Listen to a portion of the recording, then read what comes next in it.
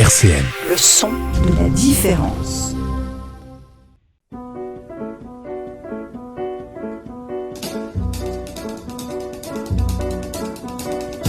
Dialectique sur RCN, Lionel Courchinou.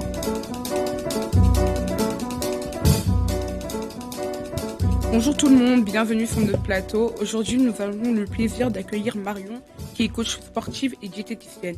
Marion, comment allez-vous ? Ça va très bien et vous ? Ça va bien, merci. Marion, présentez-vous s'il vous plaît. Eh bien, je m'appelle Marion Lemoy, donc je suis diététicienne nutritionniste en libéral sur Nancy et je suis également coach sportif à domicile. Voilà, sur Nancy aussi. Ok. Racontez-nous votre parcours. Alors, mon parcours est assez simple. J'ai déjà démarré par des études de nutrition. Donc, voilà, je suis devenue diététicienne. Ensuite, j'ai pris différents chemins. J'ai fait d'autres travails. Et puis, je suis partie travailler en Floride. Et quand je suis revenue, j'ai passé le diplôme de coach sportif. Et donc maintenant, depuis 5 ans, je suis diététicienne et coach sportif en indépendante. Donc, voilà.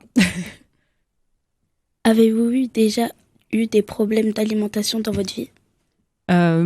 Alors, des troubles alimentaires, non. Après, j'ai été adolescente et à l'âge adolescent, souvent on se pose des questions sur le poids et voilà sur notre physique. Donc effectivement, je me suis posé ce genre de questions, mais j'ai été bien entourée, donc je n'ai pas développé de troubles alimentaires liés à l'alimentation en tout cas. J'ai eu cette chance.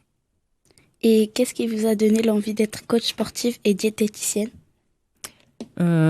Écoutez, j'ai toujours eu cette appétence pour le bien-être des gens, voilà, les conseiller, les accompagner pour qu'ils se sentent mieux. Donc naturellement, je me suis tournée vers ce genre de choses. Et puis le chemin de vie, les rencontres que j'ai pu faire ont fait que maintenant je suis diététicienne et coach sportif. Quel est le rôle d'une diététicienne ? Alors, une diététicienne, elle va déjà vous apporter un bilan sur votre alimentation. Ensuite, son rôle, c'est d'accompagner, c'est d'éduquer, c'est d'aider et c'est de conseiller sur divers sujets alimentaires. Voilà, répondre à une problématique alimentaire. Par exemple, si vous avez une pathologie et qu'il faut adapter votre alimentation à cette pathologie, la diététicienne, elle va avoir un rôle très important. Si, par exemple, vous cherchez à perdre du poids ou à prendre du poids, la diététicienne, elle va vous permettre de vous accompagner pour vous donner les bons conseils pour justement réussir dans cette voie-là. Et le rôle, d'une coach sportive ? Une coach sportive. Coach sportive, c'est un peu le même principe, sauf que c'est version sport. Donc, en fait, elle va vous accompagner dans un entraînement et son rôle, en tout cas, c'est de vous faire un entraînement qui est personnalisé et qui est adapté en fonction de votre objectif ou de vous, ce que vous voulez obtenir au final. Voilà. D'accord. Tout dans la sécurité, puisque du coup, il y a des exercices qu'il faut faire en sécurité avec des bonnes postures et un bon accompagnement. Donc, ça, c'est vraiment le rôle du coach, de vous permettre de faire du sport en toute sécurité. Et puis, en rigolant aussi, c'est important. D'accord. Et le métier de coach sportif, est-ce qu'il est relié au métier de diététicienne ? Les deux vont un petit peu ensemble, puisque sport et alimentation, souvent... Ça va de pair. Après, vous pouvez très bien aller voir une diététicienne, mais ne pas aller voir une coach sportive, par exemple. Vous pouvez très bien avoir une prise en charge uniquement alimentaire et ne pas faire de sport. Ça, c'est tout à fait possible. Donc, il y a les deux façons de faire. En quoi l'alimentation a-t-elle un impact sur la santé mentale ? La santé mentale, c'est quelque chose qui est quand même très complexe. L'alimentation n'a pas forcément à voir avec un problème mental. Après, c'est sûr que quand on mange bien, quand on se sent bien, on se sent mieux aussi dans notre tête. Mais si vous vous sentez pas bien dans votre tête ou si vous avez un problème de santé mentale, c'est pas parce que vous allez bien manger que vous allez vous sentir mieux. Quel impact a notre alimentation sur la santé physique ? Écoutez, imaginez que votre corps, c'est une voiture. Voilà, dans votre voiture, on met du carburant. Et l'alimentation, c'est comme si c'était le carburant de votre corps. Donc forcément, si vous mettez un mauvais carburant, la voiture, elle va mal fonctionner. Et l'alimentation, c'est un peu pareil. Si vous nourrissez votre corps, mais d'une mauvaise façon, votre corps, il va avoir du mal à suivre. Voilà. Vous allez être plus lent, vous allez être plus fatigué, ou alors vous allez développer des problèmes de santé. Donc, bien manger, c'est aussi prendre soin de son corps. D'accord. Comment avoir une bonne alimentation avec un peu d'argent ? Alors, il y a plusieurs solutions. Actuellement, vous avez pas mal d'anti-gaspi dans tous les magasins. Vous avez aussi des applications qui vous permettent d'avoir de l'anti-gaspi sur des restaurants, des boulangeries ou même des supermarchés.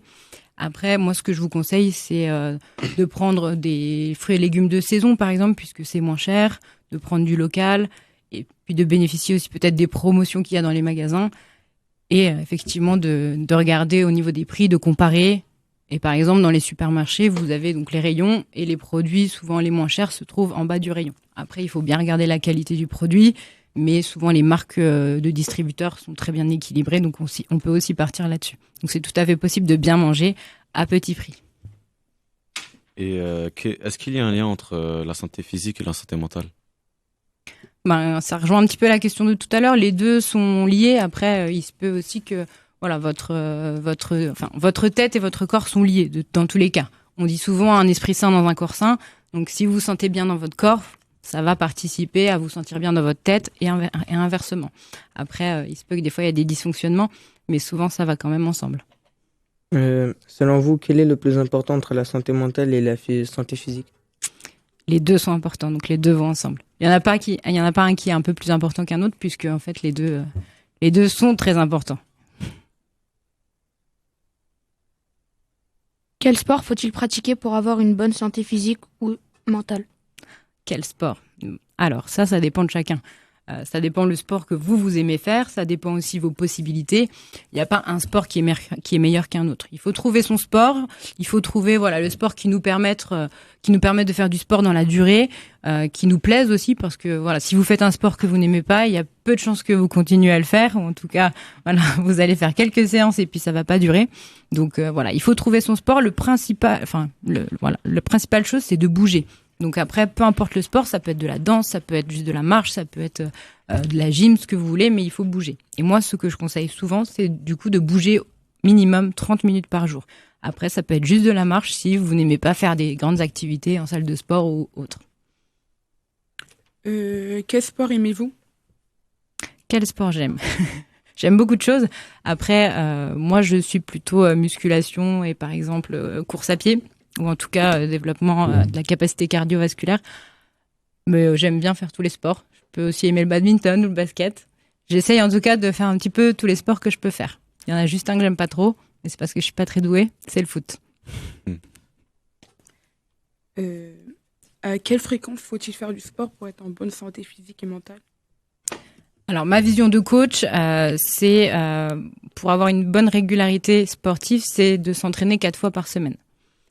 Après, ça dépend aussi de votre rythme de vie, ça dépend de la vie de famille, ça dépend du travail. Donc, minimum 2 fois par semaine, c'est bien. Si vous pouvez faire plus, tant mieux. Mais sinon, ce qui est important, c'est de garder les 2 fois par semaine régulièrement et puis de bouger 30 minutes par jour. Donc, de la marche active ou de la marche tout court, ou prendre les escaliers à la place de l'ascenseur, ou d'éviter de prendre la voiture pour des petits trajets, etc. Ok. Chers auditeurs, nous allons faire une pause musicale. Nous allons écouter l'artiste Némir. 13h, 14h, Dialectique sur RCN, Lionel Courchinou. Retour à l'antenne, nous sommes avec Marion et nous allons enchaîner avec les questions. Dans votre métier, travaillez-vous avec des personnes de tout âge ou y a-t-il des limites d'âge? Alors oui, je travaille avec des personnes de tout âge. Après, les enfants de bas âge et les bébés, je ne fais pas parce qu'il y a une formation bien plus complémentaire que je n'ai pas. Et donc, je fais les enfants, les adolescents, les personnes adultes et même les personnes âgées. Avez-vous des conseils pour nous, adolescents? Ah oui, les adolescents. Ce que je pourrais vous conseiller, c'est de manger un petit peu de tout en faisant attention à ce que vous faites. Vous pouvez manger de tout en petite quantité, ça, il n'y a pas de souci. Ce que je préconise de limiter pour un adolescent, c'est plus le côté un peu soda et produits ultra transformés. Alors, je sais pas si ça vous parle. Les produits ultra transformés, c'est des produits, qui sont très industrialisés et où dedans, il y a beaucoup de choses qui sont rajoutées, des additifs alimentaires et qui sont pas forcément très bons pour la santé. Donc si je dois vous déconseiller certaines choses, c'est plutôt ce côté-là, le soda et les produits ultra transformés. Conseillez-vous de faire du sport en salle ou à la maison? Ça dépend. Tu préfères quoi, toi? En salle. En salle? Ça dépend de chacun. J'ai souvent des personnes qui préfèrent s'entraîner toutes seules à la maison. Après, j'ai d'autres personnes qui préfèrent aller en salle. Donc, il y a les deux teams. Voilà, ça dépend vous ce que vous préférez. Ça dépend aussi si vous avez de la place chez vous, parce que si vous êtes dans un petit appartement, ça va être compliqué. Ça dépend si vous avez le budget aussi pour une salle de sport. Voilà, je pense qu'il faut trouver ce qui nous convient le plus et ce qui va nous permettre de garder la motivation en tout cas. Conseillez-vous les régimes? Si oui, pourquoi? Sinon, pourquoi? Le régime, c'est le grand mot. Alors, on peut avoir un régime pour une certaine pathologie, par exemple. Quand vous avez une pathologie qui implique de faire attention à ce qu'on mange, ça, c'est possible. Voilà, c'est des régimes qui sont forcément obligatoires. Après, là, par exemple, on approche de l'été, la plage, on entend beaucoup l'histoire du summer body et tout le monde se dit il faut faire un régime. Et ça, ce sont les régimes restrictifs et ce n'est pas du tout ce que je conseille parce qu'en fait, ce n'est pas du tout adapté à une perte de poids progressive en tout cas et durable. Donc, les régimes comme ça où on enlève beaucoup de choses, où on enlève par exemple tout le sucre ou tout le gras, je ne le conseille pas. Moi, ce que je vous conseille, c'est d'avoir un régime de votre alimentation qui est équilibrée, où vous mangez un petit peu de tout en petite quantité et voilà, et une alimentation aussi qui est une alimentation plaisir pour que ça soit durable dans le temps. Comment perdre du poids? Comment perdre du poids? Alors ça, il faudrait que je vous ai en consultation parce que c'est très personnel. Il n'y a pas de règle générale. Il faut adapter ça à tout le monde. Ça dépend votre histoire de poids, ça dépend votre niveau de stress, ça dépend votre sommeil, ça dépend votre rythme de vie aussi, ça dépend ce que vous mangez. Donc il faut faire le tour de tout ça. Il faut regarder voilà, s'il y a des erreurs qu'on peut modifier, s'il y a des choses qu'on peut adapter ou modifier, et puis qu'on vous trouve une alimentation qui soit durable et qui vous convienne pour justement perdre ces kilos en trop. Sans restriction et avec plaisir en tout cas. Quel type d'alimentation préconisez-vous?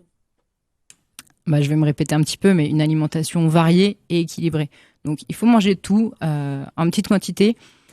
Les frites ne sont pas interdites par exemple, mais c'est sûr que si vous en mangez 5 fois dans la semaine, ça fait beaucoup. Les fast-foods, c'est pareil.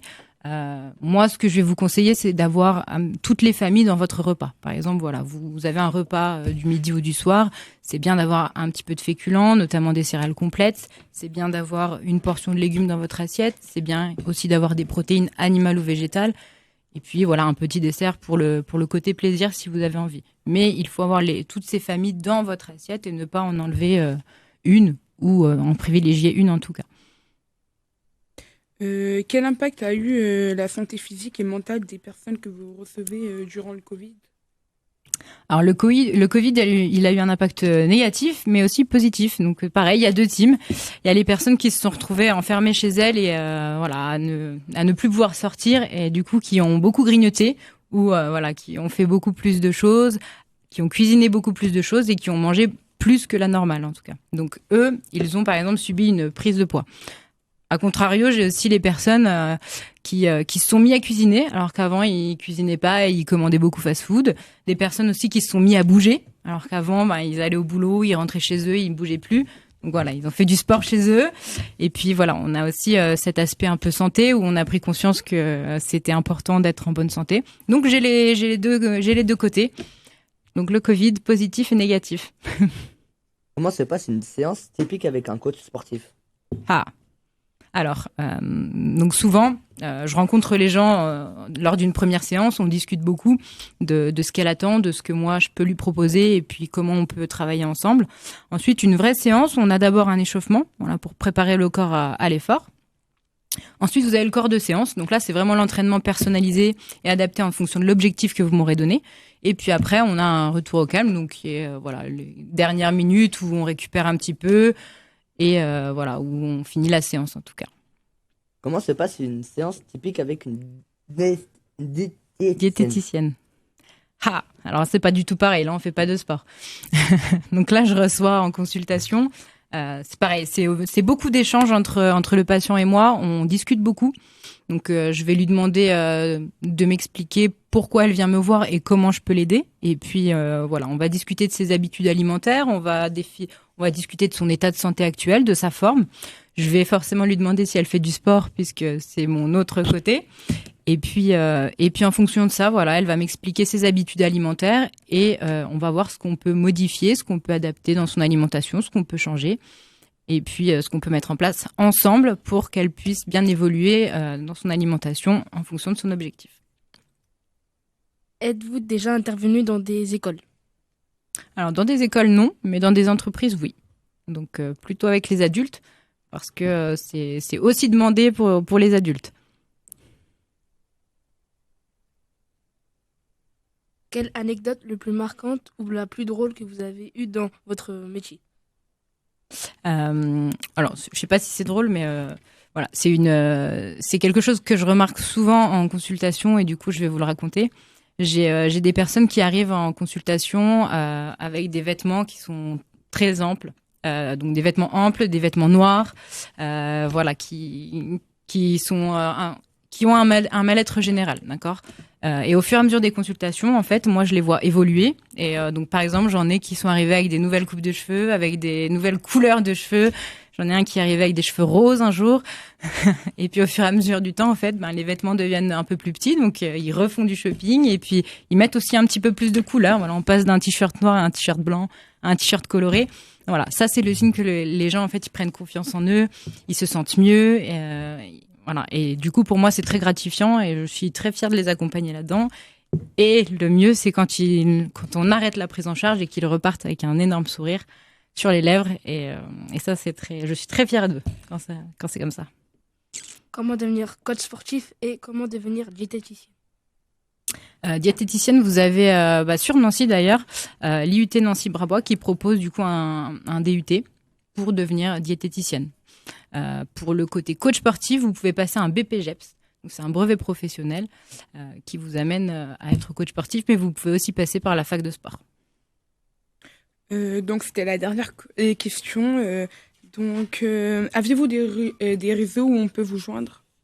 Oui, alors vous pouvez donc je suis forcément sur tous les réseaux. Donc vous avez juste à taper mon nom, Marion Lemoy, Lemoy, et vous avez également mon site internet qui s'appelle marionlemoy.fr. Ok, merci. Est-ce que vous avez d'autres questions, vous? Je sais pas, une question qui vous vient. Voilà, par rapport à tout ce que j'ai dit ou tout ce que vous avez pu entendre autour de vous, est-ce que vous avez une question? Sinon, c'est moi qui vous les pose les questions.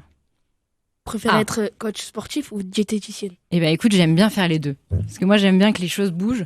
Donc j'aime bien faire plein de choses différentes. Donc, mes journées sont rythmées par du coaching, par des consultations, mais je peux aussi aller en entreprise. Je peux aussi faire des entretiens avec des personnes. Et ça me plaît beaucoup. Vous gagnez combien? Ouh là là. Combien je gagne? C'est très compliqué parce que, en fait, je suis indépendante, donc je n'ai jamais le même salaire, donc c'est très variable d'un mois à l'autre. Ce que je peux te dire, c'est qu'une séance de coaching, donc sur Nancy, c'est entre 40 et 60 euros de l'heure, et une consultation diététique avec moi, c'est 55 euros le premier bilan et 40 euros le suivi. Merci. Donc, nous sommes arrivés sur la fin de l'émission. Je vous souhaite une bonne journée. Au revoir. À bientôt, au revoir. RCN, www.rcn-radio.org